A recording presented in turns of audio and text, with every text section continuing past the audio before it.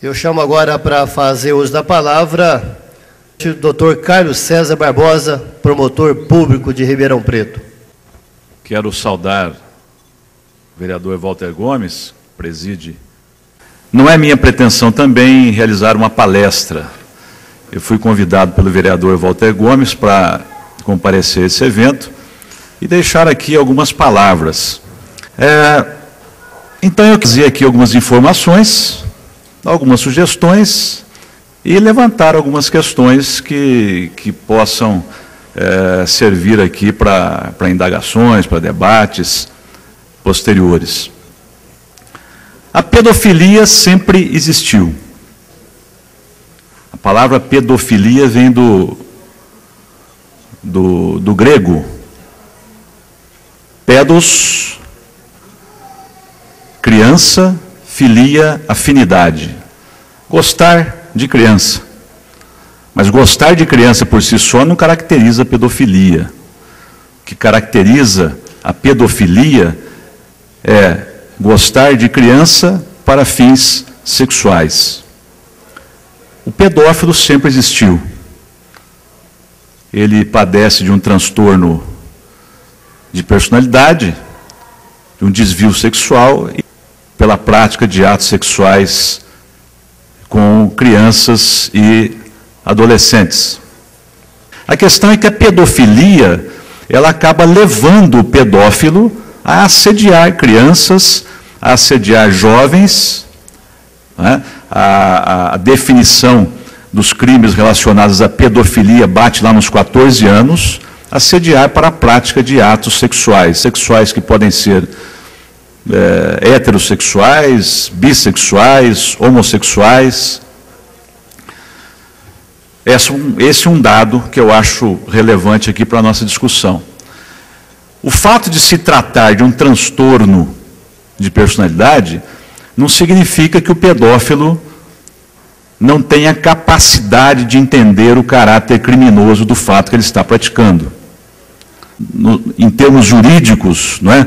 Jurídico-penal, a pedofilia, ela se expressa pela prática de alguns atos. Estupro, tentado violento ao pudor. A pedofilia, a divulgação de fotos de crianças nuas, seminuas, a exploração da pedofilia na internet, que é considerada como crime pelo Estatuto da Infância e da Juventude. E o grande desafio qual é? Combater o pedófilo. E eu dizia, voltando aqui, que a pedofilia não significa que o indivíduo pedófilo seja inimputável, não é? Esse transtorno de personalidade, esse desvio sexual que ele tem, não quer dizer que ele não tem conhecimento da gravidade do fato que ele está praticando. Portanto, ele está sujeito às sanções penais, não é? Ele não é inimputável. Porque nós estudamos lá em direito penal que os inimputáveis não sofrem sanções. Eles são submetidos a determinadas medidas, como, por exemplo, internação. Não é o caso do pedófilo. Então, partindo dessa premissa de que o pedófilo sempre existiu e vai continuar existindo, a proposta é exatamente combater aqueles atos que podem vir a ser praticados pelos pedófilos. Nós dizíamos, isso sempre aconteceu, sempre existiu, mas caracterizava até mesmo um tabu. Por quê? Normalmente, a denúncia de crimes sexuais é algo muito doloroso para a família, muitas vezes para a própria vítima. Daí a necessidade da vigilância. Vigilância de quem? De todos nós, da sociedade como um todo. Daí a necessidade de esclarecimentos. Esclarecimentos por parte dos pais, das escolas, discutimos esse assunto em sala de aula, a mídia, que dá uma contribuição muito grande para a divulgação dos atos relacionados à pedofilia, e o próprio legislativo, em todas as suas esferas, federal, estadual e municipais, não é, que também vêm trabalhando em cima dessa questão da pedofilia. O esclarecimento, diria eu, é a melhor arma, é o caminho para o combate àquelas ações que podem ser desencadeadas pelo pedófilo. E esse esclarecimento deve estar presente em todos os segmentos, durante a formação da criança, durante a formação do jovem. O jovem, a criança e o jovem, além de não possuir maturidade sexual, não possui também capacidade de consentimento. Por isso é que muitas vezes ela se torna presa fácil para os pedófilos, porque ela não tem a maturidade necessária para entender muitas vezes a gravidade daquele ato a que ela está sendo submetida. Eu observo hoje um distanciamento muito grande entre as escolas e os pais. Eu acho que esse distanciamento não é salutar.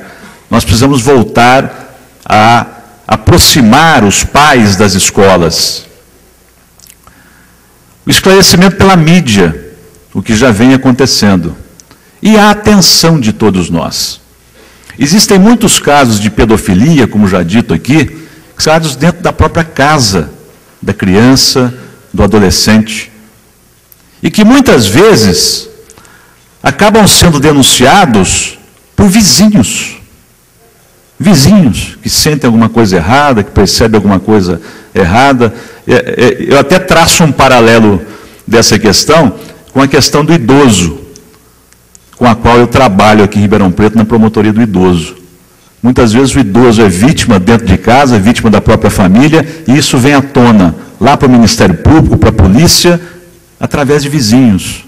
Então essa é uma causa que todos nós precisamos abraçar. Muita gente diz o seguinte, denúncia anônima, não é? Às vezes não vale nada, lê do engano.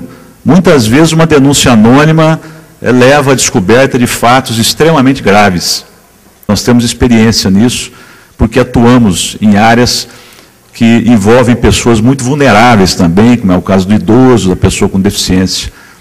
Meu caro Walter Gomes, quero parabenizá-lo e a Câmara Municipal de Ribeirão Preto também por esse evento. Hoje nós estamos aqui para discutir ideias, conceitos, não é? Levantar questões para debate, mas todas as questões relacionadas a crimes, abusos sexuais contra crianças, contra jovens, isso deve nos levar a uma reflexão permanente, que reflitamos sobre isso e estejamos atentos permanentemente.